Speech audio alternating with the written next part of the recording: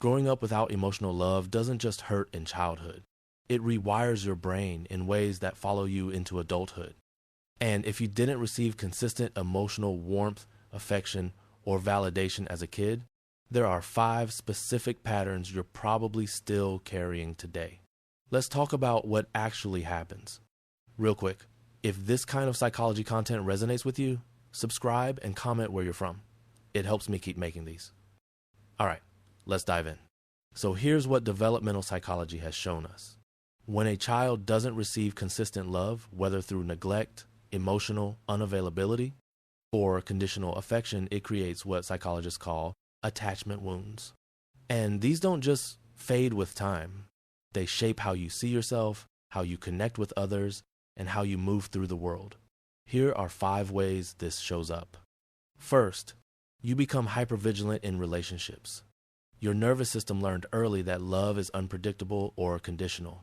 So now, as an adult, you're constantly scanning for signs that someone's about to leave, lose interest, or withdraw affection.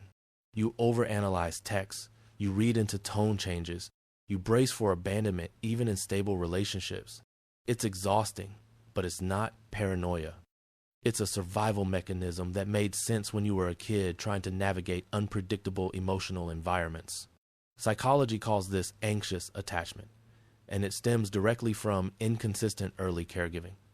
Your brain is still trying to predict and control what it couldn't control back then. The second effect is you struggle to actually receive love or compliments.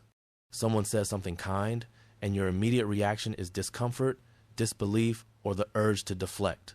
Here's why. When you grow up unloved, your brain forms what's called a negative core belief. At a deep level, you internalize the message, I'm not worthy of love. So when someone offers it now, it clashes with that belief. It literally feels wrong. Your brain rejects positive input because it doesn't match your internal programming. And this creates a painful cycle. You crave love but can't hold it when it's given. You might even push away people who treat you well because their kindness feels destabilizing. Number 3, you become an overachiever or a chronic people pleaser. If love was conditional growing up, you learn that your value depends on what you do, not who you are.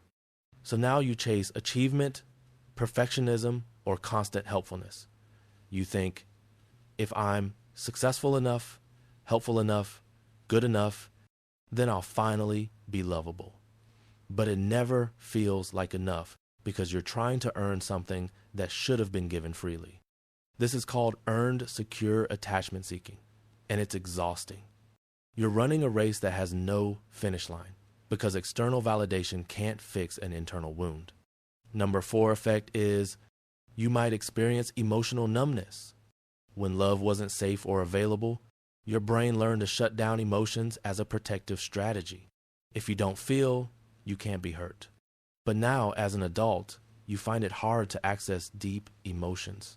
You feel disconnected from yourself and others. Relationships feel shallow because you can't let yourself be fully present. It's not that you don't care, it's that caring once meant pain, so your nervous system learned to stay neutral. Psychologists call this dissociation or emotional blunting. And it's one of the most misunderstood effects because from the outside, you might seem fine, but inside, you're far away from yourself. And finally, the 5th effect is you carry a deep fear of being a burden. If your needs were ignored, dismissed, or treated as inconvenient as a child, you learn to minimize yourself. Now you apologize constantly. You don't ask for help. You hide when you're struggling. You'd rather suffer alone than risk bothering someone. Because at some point, you internalized the belief that your existence, your needs, your feelings are too much. But here's the truth psychology wants you to know. Having needs doesn't make you a burden. It makes you human. The people who made you feel that way were wrong.